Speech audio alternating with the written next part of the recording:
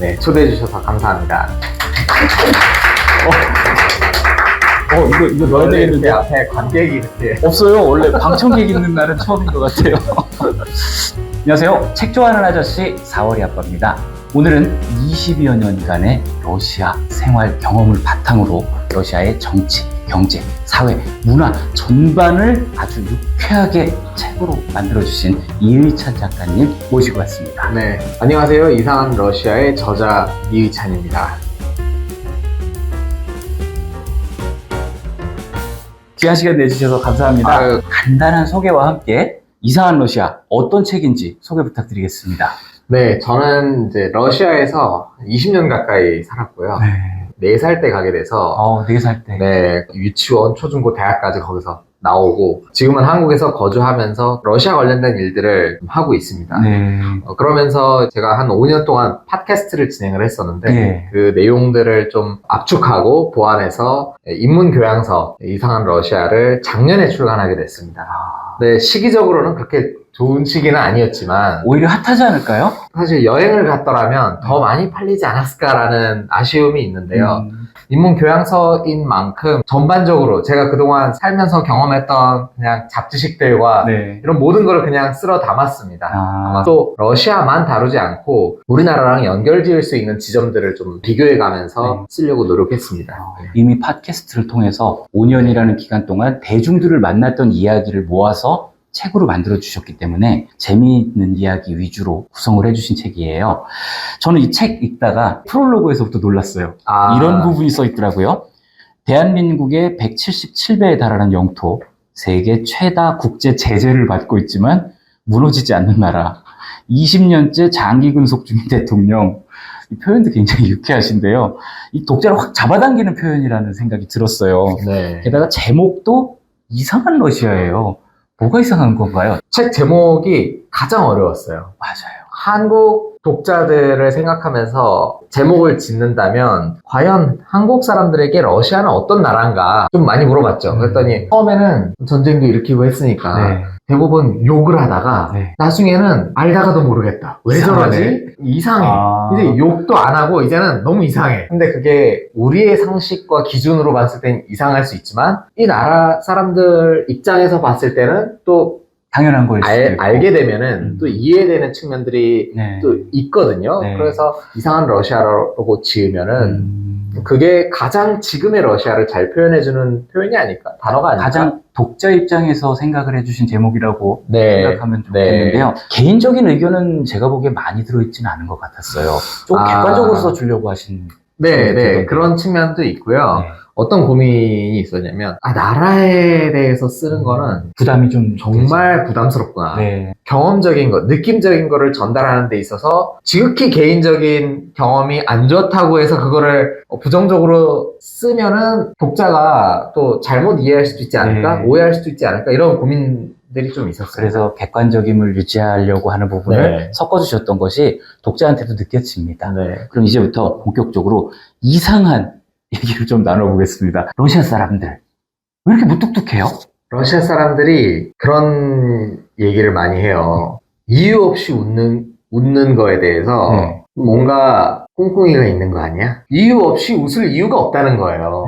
근데 아마 제 추측인데 역사적으로 러시아는 미국하고 대립 관계 속에서 살아왔잖아요. 그렇죠. 근데 우리 미국 가보시면은 정말 모르는 사람인데 다 인사예요. Hi, how are you? 정말 자연스럽게 그리고 잘 웃어요. 맞아요. 미국 사람들이. 근데 그런 것에 대해서 좀 위선적일 수도 있다?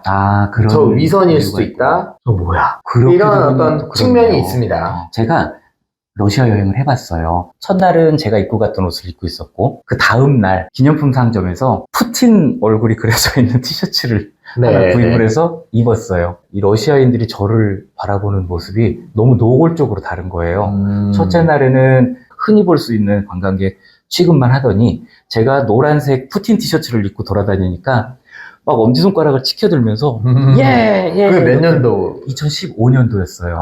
그래서 이 사람들이 그리 무뚝뚝하지만은 않구나. 웃을 줄도 아는구나. 그런 생각을 했는데 제가 그때 무슨 실수를 했냐면요. 영어로 말을 시켰습니다.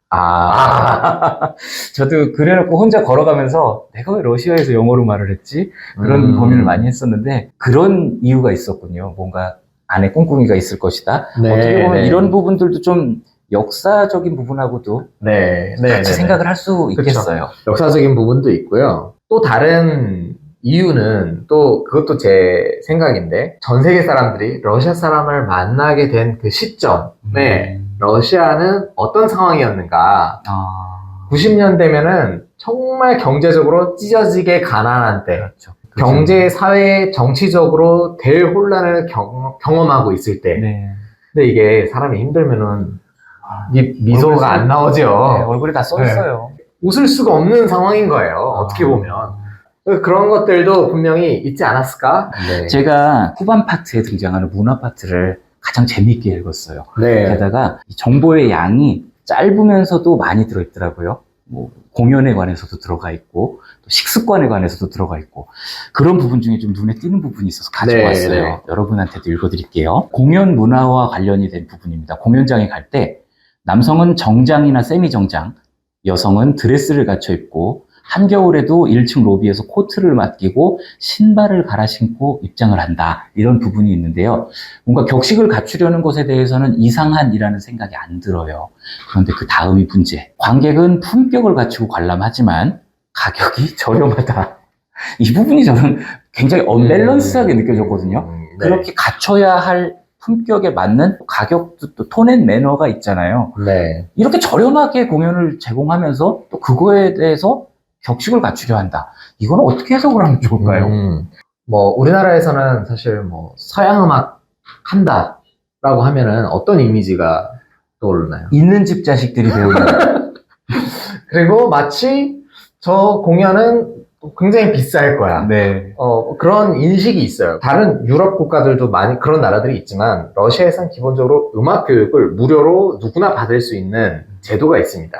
그렇다 보니까 우리나라에서는 뭐 어릴 때 태권도 도장 안 다녀본 그렇죠. 친구는 없을 거예요, 그렇죠. 아마. 예. 근데 러시아에서는 어릴 때 악기 한 번 안 다뤄본 친구가 없을 정도로 자연스러운 이 교육 거군요. 제도가 굉장히 잘 돼 있습니다. 네. 그냥 기본값이기 때문에 어릴 때 그런 경험이 많고 지금 전 세계적으로 클래식 음악 시장이 네. 관객이 없어서 겪는 문제가 굉장히 심각하거든요. 아, 그래요? 네. 매니아층만 좋아하고 대부분은 팝송이나 뭐 그렇죠. K-팝 네. 뭐 다른 나라만 해도 클래식 시장이 그런 문제점을 안고 있는데 러시아에서는 그런 부분이 자동적으로 좀 해소되는 측면이 있습니다. 왜냐하면 음악 경험을 해본 친구들이 음악을 한 사람들에 대한 동경하는 마음이 생겨요.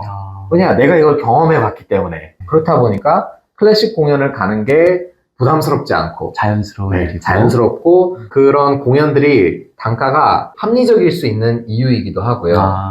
네. 하긴 말씀을 듣고 보니까 그냥 보편적인 거네요. 우리는 서양 음악이라고 해서 당연히 갇혀 입고 가는 건 정상인데 싸게 표를 파는 게 이상하다라고 생각했지만 네. 그분들한테 당연한 것이었고 게다가 또 러시아 하면 차이코프스키가 있지 않습니까? 네. 이 정도 공연 서비스를 해주는 거는 당연한 거다. 네, 네. 그렇게 보실 수도 있죠.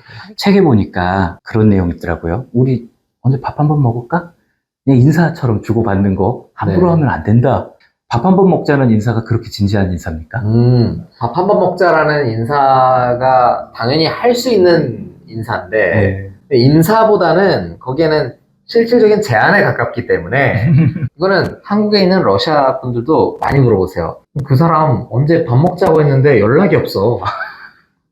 그러니까 아니 한국 패치가 덜 된 겁니다. 그렇죠. 예. 근데 그거는 러시아 사람들이 기본적으로 표현에 있어서 좀 직설적이고 표현이 좀 분명한 편입니다. 그래서 우리나라 동양에서 던지는 변화구를 잘 못 받아요. 네, 잘 못 받아요. 공이 어디 갔지? 이러고 있죠. 또 반대로 한국에서 러시아 가신 분들은 당연히 변화구로 올 줄 알았는데 갑자기 직구로 오니까 맞아버리는 거예요. 마음에 상처를 입으시죠. 그렇죠. 근데 그게 가장 잘 드러나는 부분이 이제 비즈니스 영역에서 많이 드러나거든요. 저는 러시아에 있으면서 비즈니스 통역을 대학 다니면서 많이 했었는데 가장 어려운 부분이 그런 부분이더라고요. 한국 분들은 검토해 보겠습니다. 애둘러 말하는 것을 의논해 보겠습니다. 네. 뭐 그런 표현을 많이 쓰잖아요. 네. 러시아 사람들은 정말 검토를 한다고 생각해요. 물론 검토를 하겠지만 그게 어떤 가능성이 충분히 있는 이야기구나 라면서 희망 회로를 돌리게 되는데, 반대로 한국 분들이 그러고 돌아가면서 하는 말이 관심 없어도 검토해보겠다라고 말이라도 그렇게 하지 약간 서운하네? 이런 표현을 하세요. 그게 어떤 문화 차이에서 오는 부분이죠. 우리나라 정서하고 많이 차이가 나네요. 어떻게 보면. 그런 부분에서 차갑다고 느껴질 수 있는데, 네. 러시아를 조금 경험하신 분들은 어떤 말씀을 하시냐, 확실히 유럽 사람이랑 다르다. 알면 알수록 우리와 되게 코드가 맞는 지점이 있다. 정이 있다. 네. 왜 그러냐. 러시아 사람들이 동양적인 어떤 감성이 있어요. 네. 그 정서가 있어요. 뭐 예를 들어서 어른을 공경하고 뭐 그런 우리가 생각하기엔 그렇죠. 우리 사회 아주 기본적인 예의, 문화라는 것들이 러시아에서도 깔려 있는 부분이 있거든요. 약간 동서양이 융합되어 있는 지점이라고 네. 볼 수 있겠네요. 러시아에 어떻게 보면은 3분의 2가 아시아에 있지 않습니까? 네. 또 옛날부터 뭐 몽골의 침략도 받고 그러면서 아시아 문화가 많이 유입이 된 것도 있고요. 네. 그러면서 동양 정서를 공유한 것 같다. 네, 그렇게 볼 수 있습니다. 사실 사람과 사람 사이에도 서로 각자의 차이가 있잖아요. 그런데 이거를 러시아, 대한민국 이렇게 국가 대 국가로 생각을 하니까 이상하다는 표현이 나오게 네. 된 것 같아요. 네. 사실 각자 그 안에 살고 있는 사람들의 모습 하나하나를 보다 보면 정말 좋은 사람들이고 물론 나쁜 놈들도 있을 겁니다. 그렇긴 하지만 네. 좋은 분들도 많고 또 서로에 대해 알고 있다면 이해할 수 있는 지점이 분명히 있을 텐데. 그래서 사실 책 제목이 우리가 이상한 러시아 하면은 strange라고 생각하겠지만 네. 도입에도 썼듯이 다를 이 서로 상이거든요. 네. 그러니까 우리가 서로 다르기 때문에 이상하다고 생각하는 측면이 분명히 있는데 다른 지점을 알게 되면은 그 이상하다는 생각을 좀 덜 하게 되지 않을까? 네. 오히려 멀리 있는 사람보다 가까이 있는 사람하고 더 다툴 일이 많죠. 네. 러시아, 우리나라에서 가장 가까운 유럽이라고 이야기하는 나라인데도 불구하고 네. 서로를 너무 잘 몰랐던 것 같아요. 이 책을 통해서 이의찬 작가님이 이 러시아라는 것, 이 이상한 러시아라는 것을 해소해 줄 수 있는 수많은 이야기들을 담아주셨습니다. 모른다라는 것을 넘어서서 지금은 세계가 함께 사는 사회니까요. 러시아하고도 조금 더 아는 사이가 될 수 있었으면 그런 생각을 하면서 여러분께 이 책을 추천드려보고 싶습니다. 네. 앞으로 작가님 러시아 관련해서 활동을 많이 하고 싶으실 것 같은데요. 지금 사정이 여의치가 않으시죠? 네. 네, 일단 처음에는 뭐 저도 블라디보스톡에서 사업도 하고 네. 그동안 러시아와 관련된 일들을 좀 활발하게 해오다가 처음엔 코로나가 왔었죠. 네. 코로나가 좀 지나가면서 다시 이제 좀 뭔가 교류가 살아날까 했더니 지금 전쟁이 또 일어나면서 위기의식을 갖고 있습니다. 네. 이게 좀 빨리 해결이 돼야 우리도 조금 더 러시아와 교류를 하면서 거기서 기회를 좀 찾을 수 있을 것 같은데 그런 부분이 좀 막혀 있다 보니까 답답한 마음이 있지만 이제 거의 다 왔습니다. 네. 얼마 안 남았어요. 맞아요. 사실 기업인들은 굉장히 바쁘게 지금 준비를 하고 있는 상황입니다. 네. 조금만 문이 열리는 순간 거기에 가장 먼저 들어가서 자리를 잡는 사람이 앞으로 개방된 러시아 시장에서 우위를 점할 수 있겠다라고 생각하는 분들 굉장히 많으시고요. 그런 것들을 지금부터 이제 조금씩 저희도 활발하게 준비하고 있습니다. 20년 이상의 경험이 있으시기 때문에 굉장히 잘 해나가실 거라고 생각을 합니다. 네, 감사합니다. 앞으로 우리 구독자 여러분들, 시청자 여러분들이 작가님하고 연락을 해서 작가님 이야기를 듣고 싶거나 강연을 듣는다거나 했을 때 어떻게 연락을 드리면 좋을까요? 네, 뭐 인스타그램으로 뭐 찾아주셔도 되고요. 네. 뭐 메일 주소, 메일로도 주셔도 되고, 뭐 페이스북도 하고 있습니다. SNS라고 정리하겠습니다. 제가 고정 댓글로 연결해 놓을 테니까요. 우리 이의찬 작가님 이야기가 지금 오늘 녹화 분량이 어마어마해요. 저 이제 편집하려면 죽었습니다. 정말 재밌는 얘기가 너무 많아서 더 물어보고 싶은데 우리 영상 분량 때문에 오늘 여기까지만 해야 될 것 같아요. 이상한 러시아였습니다. 그런데 알고 보면요. 도스토옙스키도 있고요.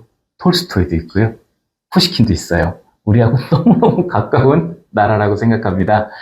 잘 모른다는 것 때문에 두려워하지 않도록 이 책을 읽어보시고 여러분 러시아에 대해서 조금 더 가깝게 마음을 여는 계기가 되었으면 좋겠습니다. 지금까지 이의찬 작가님하고 인터뷰였습니다. 감사합니다. 감사합니다.